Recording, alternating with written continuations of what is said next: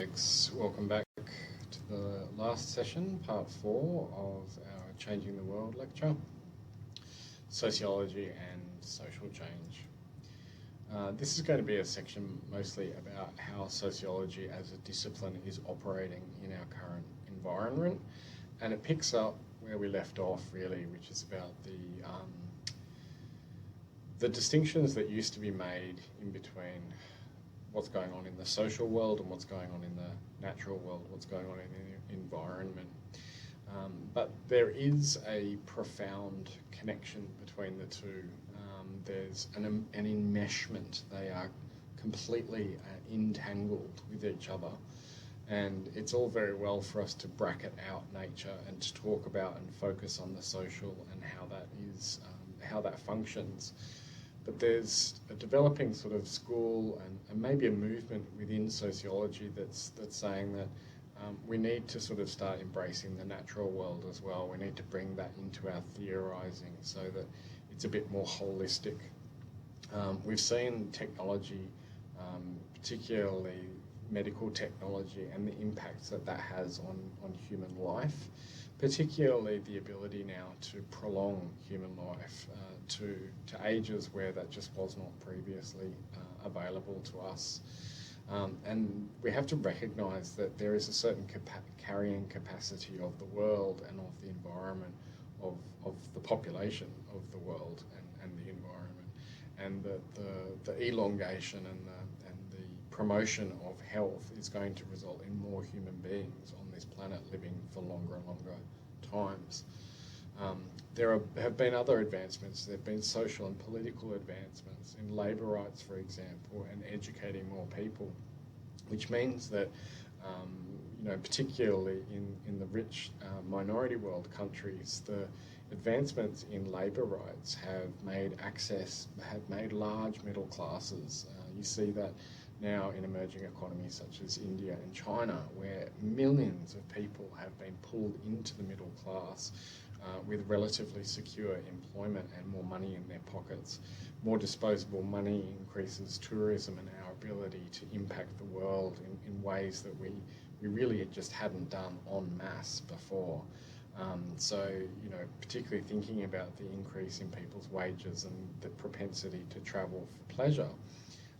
Tourism results in quite significant impacts on our natural world. I'm talking flight miles and the impacts on local tourism that we saw, through pollution and increased concentration of people that went away during COVID and is now slowly coming back.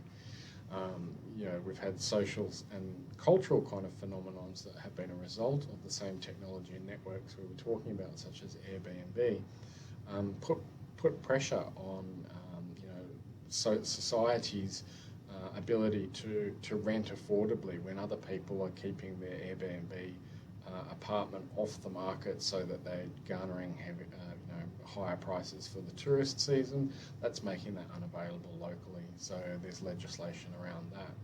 We're operating in a time that really our successfulness as a human species and our ability to creatively create the technologies that have favoured our own existence have created risks. They as Beck has sort of foresaw, the very expedient of human progress has resulted in unforeseen risks occurring, particularly to our natural world, such as carrying capacity, pollution, climate change particularly.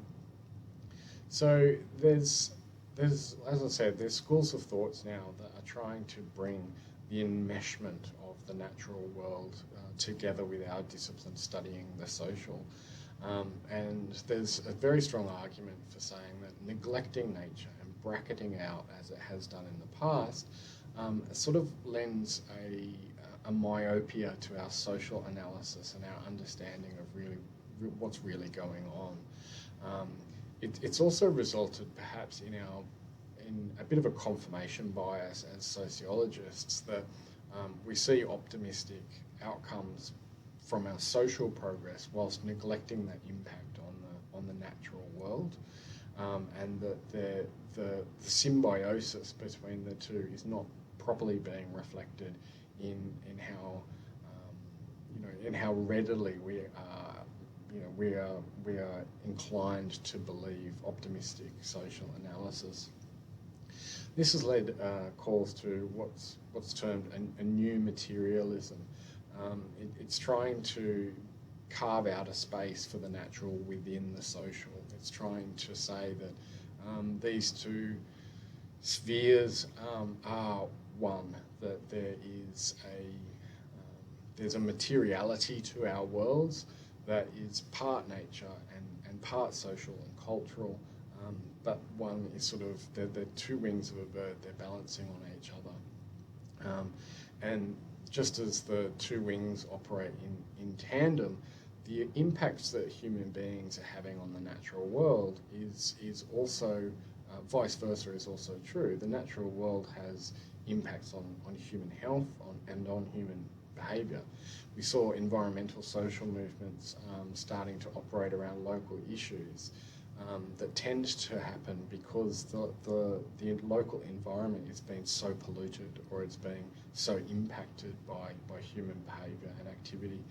And irrespective of the conspiracy theories around the origins of COVID-19, zootropic transmission of disease has increased over the exact time that human beings have been having most impact on the environment.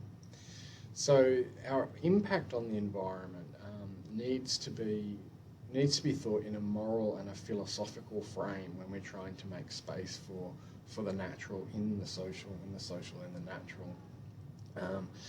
What weight do we give to the species that we are basically making extinct through a deforestation of habitat or a destruction of the environment for our own expansionary needs?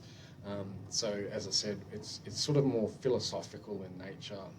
Other philosophers have made inroads into how we can theorise around the natural world, coming to conclusions similar to the sociologists that have studied it, most notably Latour, about what is agency and autonomy, and should agency and autonomy be granted to non-humans? Is the weight that we give the species that's being made extinct by our behaviour as important as the moral weight that we give to human beings that are doing the activities that lead to destruction?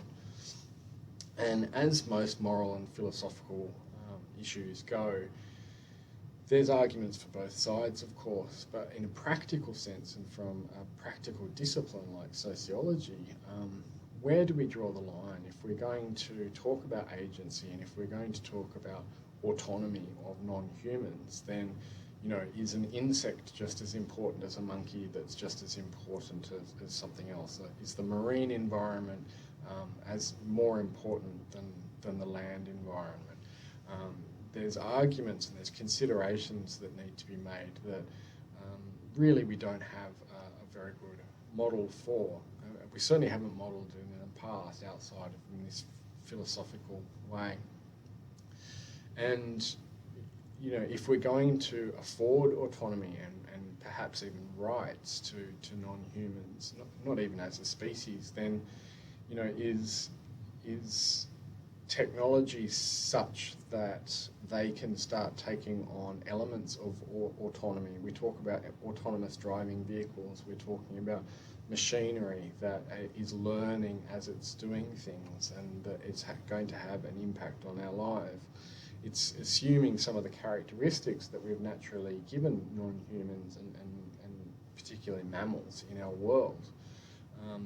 So, in light of all of these types of conversations within the discipline, actor network theory is proposed in a way that, I guess, exemplifies the fact that this enmeshment, this entanglement, means that an interdependence is so deep that nothing can act without impact on another. It comes from theorizing around the oneness of all things and the inability of any one actor to have an impact on any one environment. So in that sense, there are no actors per se, there is no society per se, there's just a network of things because everything is connected and there's this interdependence amongst all of these different assemblages. There is just a network that's left. There's a material effect that is occurring because of actions that are happening elsewhere in the network. And as you can see, this is really fraught. There's internal contradictions and inconsistencies with this. It can't be operationalized the same way. And it's dealing with an existential understanding of life. And there's moral undertones there that really can't and haven't been quantified very well. So I think that when we're stepping back and we're looking at the discipline, it's important that we take into account the work that actually has been done on these interactions between the natural and the human and the social and the cultural. They have not been ignored necessarily, and the need to look back on the empirical work that has already been done about humans' impact on the natural world and society's impact on particular environments possibly can be just recalibrated with considering the changes, the technological, the medical, the social changes that have happened over time to society and to humans, and to start making more updated assumptions about human lifespan, for example, and how that may impact on the natural world into the future. So as I've sort of mentioned there, we're talking about a moral dimension here. We're talking about quite philosophical understanding of making theory, of theorizing about the social and the cultural and the impacts in the real world. And there's been calls, particularly I think amongst sociologists that deal with these types of ontological issues, not necessarily in methodology, but certainly in theorizing, that sociology as a discipline needs to adopt a questioning stance on what it supports, whether coming from the positivist tradition and over time trying to evolve into an independent discipline. Sociology sort of needs to position itself as saying that we need to question whether the social structures that we are examining as sociologists are useful and contribute material benefits to the natural world, and perhaps even undermine the types of social structures that exist that are doing damage to the natural world and therefore humans and humanity.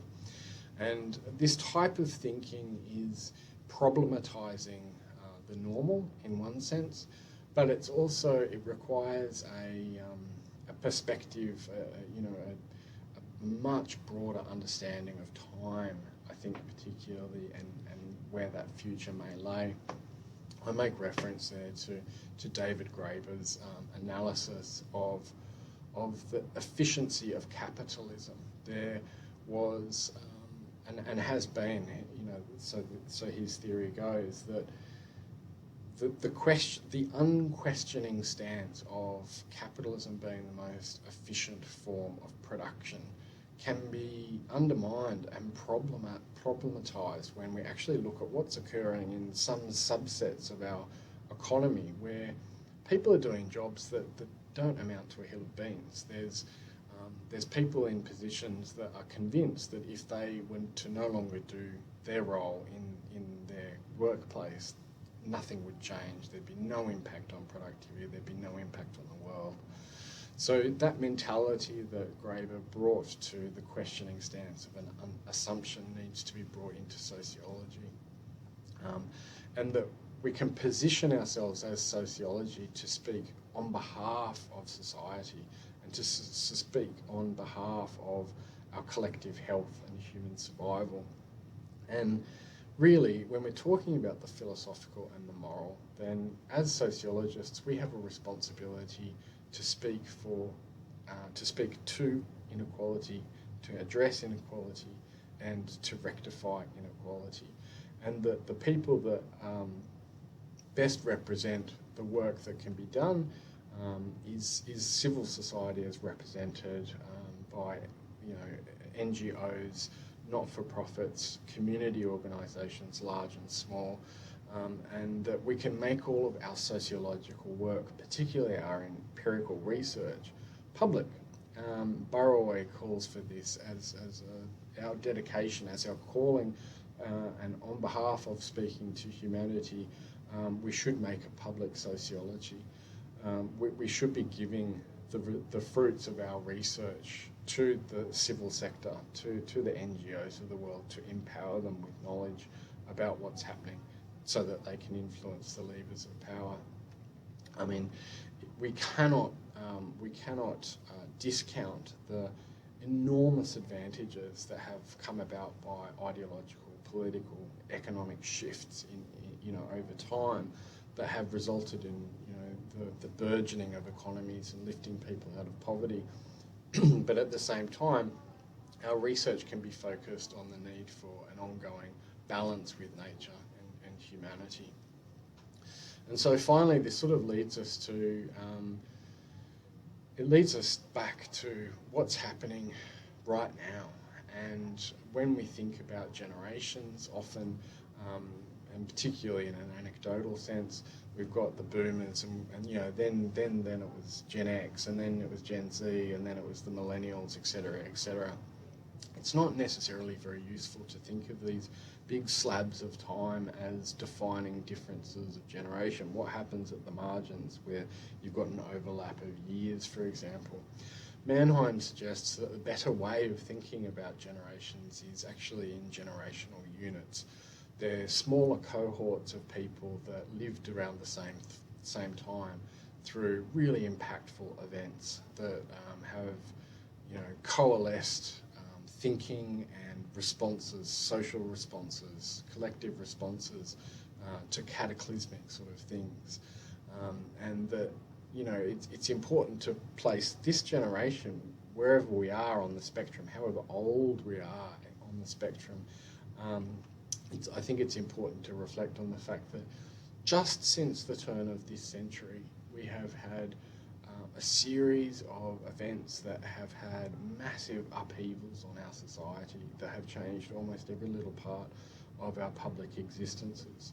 The 9/11 attacks in New York and Washington are a case in point, where legislation was rushed in so that all of a sudden we couldn't take a drink bottle onto a plane.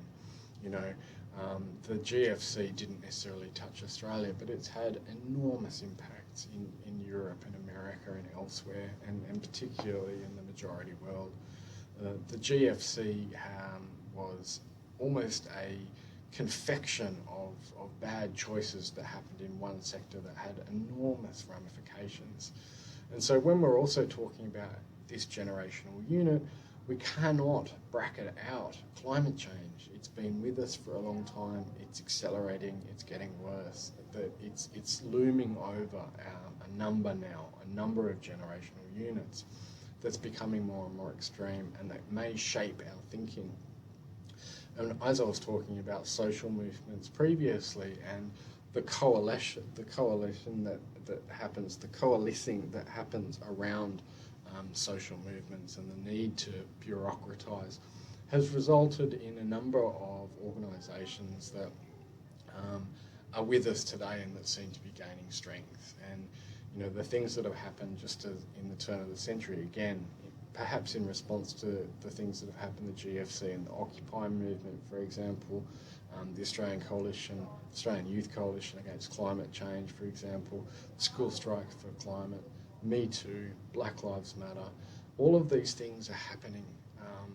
They're dependent on networks for their mobilisation, and the technology is getting there. But they're also examples of project identities, progressive identities that seek to make change. This generation seeks to make change in our world, to make it a better place, less unequal, speaking for humanity. Which is not to say that of Castell's identities, there is also a resistance identity. There are also sort of formalised and network groups that want to push back against all of that want to take us back to an idealised time in the past, not in the future. You know, One Nation is a political party that has had deep roots in sort of particularly racism and cultural comment that is particularly questionable and exclusionary. In Australia, you've seen the Lads Society, True Blue, that are now sort of morphing into openly neo-Nazi groups. They feel that the best way is to push back against this change that is happening, and that this is also happening inside these generational units. But the movement typically can embrace different tactics from social movements. It doesn't necessarily need to be organised for us to recognise that movements within movements have different repertoires and different ethos, and we can attach to that as an individual to become part of a collective. You know, even signing a petition, attending a vigil, going on social media and commenting is part of this generational awareness raising, and also maybe part of our sociological responsibility for research to speak out about these types of issues. And so I think that with this human interactivity and the organisations that are there to back it, that you know, as Mary Holmes has sort of outlined, there's a great place for optimism there. You know, with the project identity, with the networks of change, you know, with the restructuring of society, sociologists can place themselves sort of inside that vortex of producing research and commenting and making public what we stand for and speaking for humanity. So there's you know, it is optimistic. We can be impactful, and we should feel good about it. Thanks.